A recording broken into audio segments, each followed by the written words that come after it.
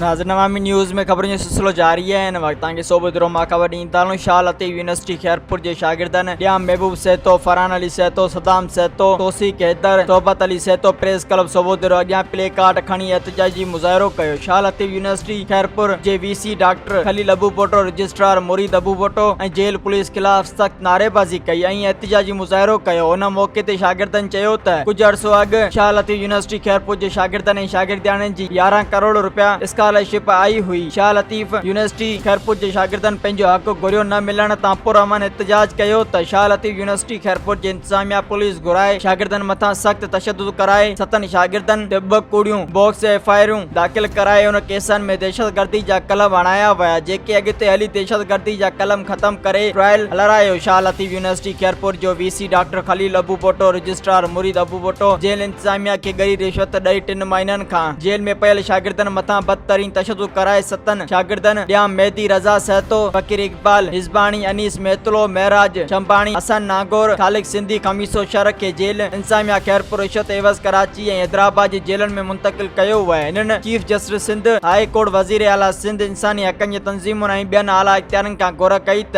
Shah Latif university Khairpur जी इंतजामिया ऐं central jail Khairpur जी इंतजामिया जी बरबरियत जो नोटिस वठी गुम कयल शागिर्दनि खे वापसि खैरपुर आणे शागिर्दनि जे हक़नि ते दाड़ो हणंदड़नि खिलाफ़ कानूनी कार्रवाई करे इंसाफ कयो वञे। मज़ीद खबरों और तफसीलात के लिए विजिट करें हमारी वेबसाइट www.awamiNewsHD.com।